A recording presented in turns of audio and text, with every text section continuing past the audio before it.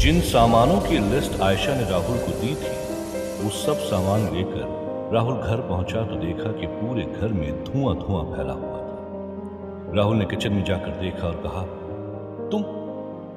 आयशा ने मुड़कर कहा, हाँ मैं तुम्हारी फेवरेट डिश बना रही थी। तुम्हें बिरयानी बहुत पसंद है ना? कॉलेज में भी हमेशा तुम मुझसे बोलते थे कि लंच में मेरे लिए यही लेकर आना, तो आज मैं अपने हाथों से तुम्हारे लिए बना रही थी। आयशा ने बिरयानी के कुछ चावल को अपनी उंगली में उठाया और राहुल से कहा, लो चक्कर देखो और बताओ कैसी बनी है। राहुल ने आयशा की उंगली पकड़कर उसे चखा तो उसे अपने कॉलेज के पुराने दिन याद आ गए, जब वो आयशा से मिला था और आयशा उसके लिए लंच में ज्यादातर बिरयानी ही लेकर आती थी। वो दोनों साथ में बैठकर खाते थे। आयशा अपने हाथों से राहुल को खिलाया करती थी। वो लोग कैसे एक साथ टाइम बिताया करते थे। आयशा ने राहुल के गले में हाथ फंसाते हुए कहा, बस कुछ देर और, फिर फाइनली आज रात को हम यहां से अपने घर के लिए निकल जाएंगे और हमें डिस्टर्ब करने वाला वहां पर कोई भी नहीं होगा। फिर हम दोनों एक साथ अपने पसंद की खाने की डिशेस बनाया करें और जैसा हमने सोचा वैसे ही लाइफ स्पेंड करें। राहुल ने आयशा के हाथों को अपने गले से छुड़ाकर कहा, ठीक है आयशा, लेकिन गैस कम कर लो, पूरे घर में धुआं धुआं हो रहा है। रोटियां जला दी है। और लेखा, वो कहां है? कहीं दिखाई नहीं दे रही। लेखा की बात सुनकर आयशा थोड़ी डिस्ट्रैक्ट हुई। उसने मुंह बनाते हुए कहा, हाँ खाना दे दिया है मैंने उसे, यहीं कहीं किसी कमरे में बैठकर खा रही हो। राहुल ने कहा, ठीक है, तुम हम दोनों के लिए खाना लगाओ, तब तक मैं फ्रेश होकर आया। बाथरूम तो सिर्फ एक बहाना था।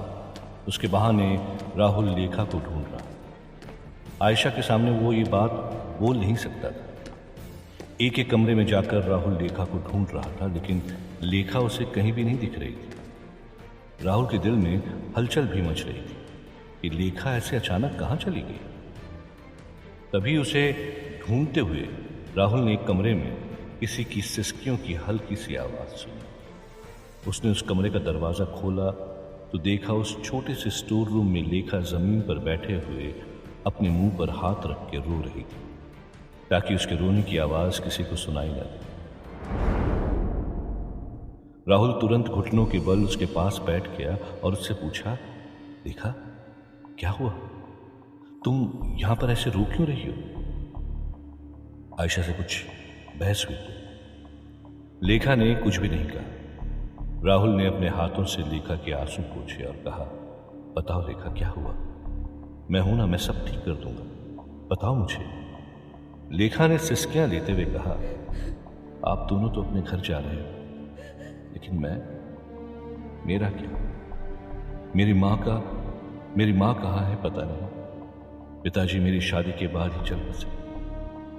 कम से कम आप लोगों के पास तो घर परिवार है, आपकी मां है।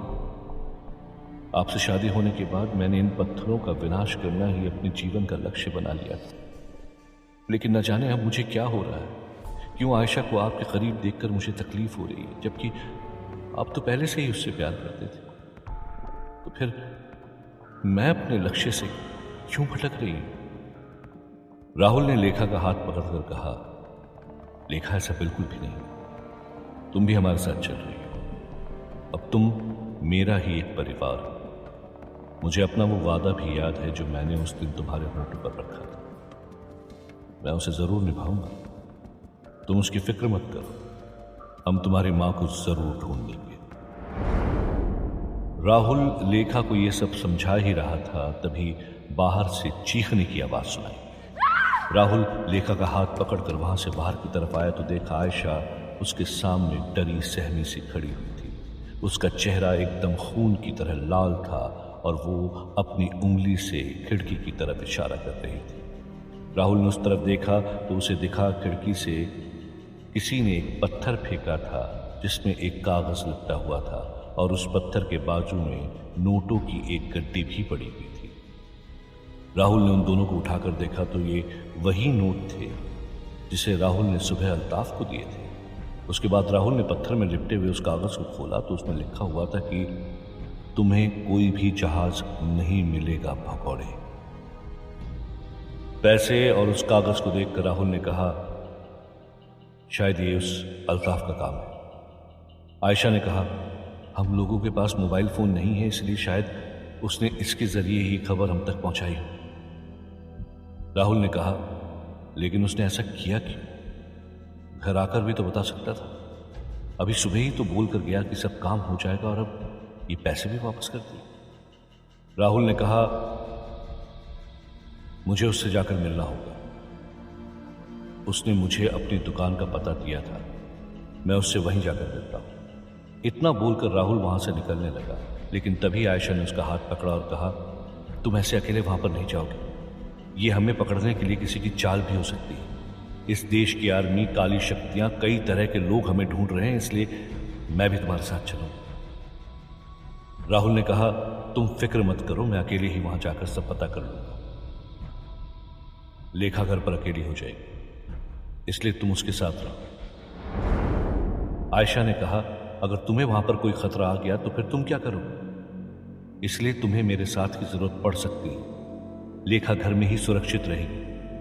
राहुल के समझाने पर भी आयशा ने राहुल की बात नहीं मानी और उसके साथ जाने की जिद करती रही। राहुल ने कहा, अच्छा ठीक है, तुम चलो मेरे साथ। उसने लेखा की तरफ देखते हुए कहा, लेखा तुम सतर्क रहना और जब तक हम लोग ना आ जाए तब तक किसी भी अनजान आदमी के दरवाजा खटखटाने पर दरवाजा बिल्कुल मत खोलना। हम अल्ताफ से मिलकर थोड़ी देर में आते हैं। आयशा ने उससे कहा, राहुल ऐसा भी तो हो सकता है कि उसे और भी ज्यादा पैसे चाहिए, इसलिए वो ये सब कर रहा। राहुल ने कहा, वो तो अल्ताफ ही बताएगा, जल्दी चलो मेरे साथ। और वो दोनों वहां से निकल गए। उनके निकलते ही लेखा ने घर के दरवाजे बंद कर दिए और एक एक करके सारी खिड़कियां भी बंद कर दी। लेकिन आखिरी खिड़की पर जब वो पहुंची तो उसने बाहर जो देखा उससे वो घबरा गई, क्योंकि कुछ आर्मी वाले अपनी अपनी बंदूकें लिए हुए उस घर की तरफ चले आ रहे थे। कुछ देर बाद राहुल और आयशा उसी पते पर पहुंचे जहां पर अल्ताफ ने अपनी दुकान बताई थी। राहुल ने उस जगह पर पहुंचकर दूर से देखा तो अल्ताफ अपने कपड़ों की छोटी सी दुकान में बैठा हुआ था। देखने के लिए वो कपड़े की दुकान थी, लेकिन उसके पीछे जो 2 नंबर के काम होते थे वो किसी को नहीं पता था। राहुल और आयशा उस दुकान की तरफ जाने लगे, लेकिन जैसे ही दुकान में बैठे अल्ताफ ने उन दोनों को देखा, वो तुरंत दुकान से बाहर निकलकर भाग लगा। अल्ताफ को देखते ही आयशा ने राहुल से कहा, राहुल वो भाग रहा है, पकड़ो उसे। आयशा और राहुल उस वक्त अपनी शक्तियों का इस्तेमाल करके उसे नहीं पकड़ सकते थे, इसलिए राहुल और आयशा दौड़कर उसका पीछा करने लगे। कुछ दूर तक भागने के बाद आयशा ने एक सुनसान जगह देखी जहां पर कोई भी नहीं था।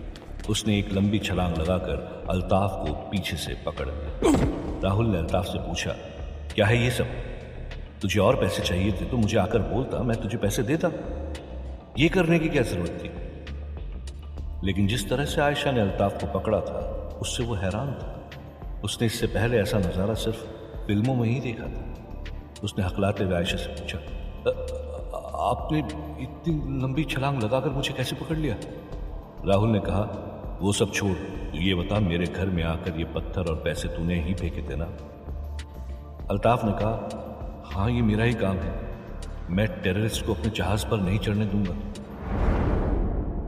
ये सुनकर राहुल और आयशा हैरान हो गए। अल्ताफ ने कहा, मुझे सुबह ही आप पर शक हो गया था जब आपने कनाडा के बदले इंडिया जाने के लिए कहा था, लेकिन उस वक्त मैं पैसों के कारण चुप हो गया। लेकिन कुछ देर पहले जब मैं आप लोगों से कुछ जरूरी बात करने आपके घर गया तो देखा कि आप लोगों पर तो नजर रखी जा रही है। आर्मी वाले आप लोगों के घर के चारों तरफ फैले हुए हैं, इसका मतलब आप लोग टेररिस्ट ही हैं। तभी तो आप लोगों के ऊपर इतनी कड़ी निगरानी है। आयशा ने कहा, ऐसा कुछ भी नहीं है, तुम गलत समझ रहे हो। अल्ताफ ने कहा, देखो साहब, हम गलत काम जरूर करते हैं, लेकिन लोगों की अच्छी जिंदगी और उनकी मदद करने के लिए हम किसी देश में ऐसे टेररिस्ट नहीं भेजेंगे। क्या पता हमने आपको अपने जहाज में चढ़ाया और वहीं आप लोगों ने किसी को मार दिया तो हमारा धंधा ही बंद हो जाएगा। इसलिए हम किसी के साथ कुछ गलत होने नहीं दे सकते। राहुल ने कहा, हम कोई टेररिस्ट नहीं है, तुम्हें कुछ गलतफहमी हुई है। हमारी कुछ परेशानियां हैं जो हम तुमसे नहीं बता सकते। बस हमारी इतनी मदद कर दो कि हमें इंडिया तक पहुंचा दो। तुम्हें इससे डबल पैसे चाहिए तो मैं वो भी देने को तैयार हूं।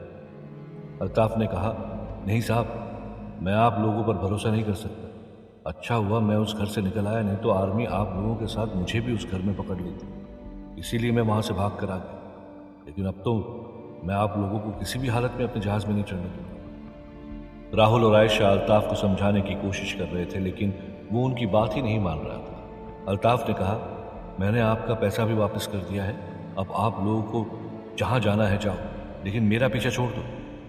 राहुल सोच रहा था कि अल्ताफ को कैसे समझाया जाए। क्या उसे उनके साथ हो रही पूरी कहानी के बारे में बता दिया जाए, लेकिन क्या वो हमारी बताई हुई कहानी पर भरोसा करेगा? ये सब सोचकर राहुल अल्ताफ से बोला, अल्ताफ, मेरी बात सुन, मैं तुम्हें सब कुछ बताता हूं। तभी आयशा ने अल्ताफ के माथे पर हाथ रखा और अल्ताफ आंख बंद करके धड़ाम से जमीन पर गिर पड़ा। राहुल ने हैरानी से आयशा की तरफ देखा और पूछा, ये क्या किया तुमने? आयशा ने कहा, तो क्या इसे अब स्टार्ट से लेकर लास्ट तक की पूरी राम कथा सुनाते और ये हमारी बात पर यकीन कर लेता? मैंने इसे एक दिन के लिए सुला दिया। अब ये ऐसे ही सोता रहेगा जब तक इसकी नींद खुलेगी, तब तक हम इंडिया पहुंच चुके होंगे। इसलिए चलो अब यहां से निकलते हैं। राहुल आयशा की शक्ति को देखकर हैरान था। उसने आयशा से कहा, सच में उन लैब वालों ने तुम्हारे अंदर बहुत सी शक्तियां डाल दी। आयशा ने कहा, अभी ये सब बातें करने का वक्त नहीं है, चलो निकले यहां से, फिर हमें जहाज पर भी पहुंचना है। तभी राहुल ने कहा, तुमने सुना नहीं उसने क्या कहा? हमारे घर के बाहर आर्मी तैनात है। तभी दोनों ने झटके से एक दूसरे की तरफ देखा और उनके दिमाग में आया कि एक खतरा अभी टला नहीं है कि दूसरा उनके घर में दस्तक दे चुका था, क्योंकि लेखा घर में अकेली थी। वो दोनों तेजी से घर की तरफ भागे और कुछ देर बाद घर के पास पहुंचकर उससे थोड़ी ही दूरी पर रुक गए। उन्होंने घर के सामने जो नजारा देखा वो चौंका देने वाला था, क्योंकि उस देश की आर्मी की 4 बड़ी बड़ी गाड़ियां उनके घर के सामने खड़ी हुई थी और आर्मी के सैनिक बुलेट प्रूफ जैकेट पहने हुए थे। अपने अपने हथियार लेकर एक लाइन से घर के अंदर घुस रहे थे। ये नजारा देखकर राहुल और आयशा को पता लग गया कि पाकिस्तानी आर्मी ने उस घर में रेड कर दी थी। उस वक्त राहुल के मुंह से सिर्फ एक ही नाम निकला, लेखा, और वो उस घर की तरफ भागने लगा। तभी आयशा ने उसका हाथ पकड़ा और उसे किनारे खींचते हुए कहा, तुम पागल हो गए हो क्या? इन लोगों से बचने के लिए ही तो हम यहां से निकल रहे थे, इसलिए तो हमने ये जहाज और इन सब का इंतजाम किया था। अब पागल मत बनो, हमें यहां से निकलना चाहिए। राहुल ने कहा, लेकिन लेखा वो घर के अंदर है, हमें उसे बचाना ही होगा, हम उसे ऐसे अकेले छोड़कर यहां से नहीं जा सकते। आयशा राहुल को पकड़कर खींच रही थी, लेकिन राहुल घर में जाने की कोशिश कर रहा था। तभी एक आर्मी के सैनिक ने अपने वायरलेस में कहा, नो सर, पूरा घर खाली है, यहां पर कोई नहीं है। न जाने उन लोगों को यह खबर कैसे लग गई कि हम उन्हें ढूंढ रहे हैं। लेखा अगर घर में नहीं थी तो वो कहां गई होगी? अब आयशा और राहुल उसे ढूंढेंगे या उसे छोड़कर वो लोग यहां से निकल जाएंगे? जानने के लिए सुनिए नरक दूत का अगला एपिसोड।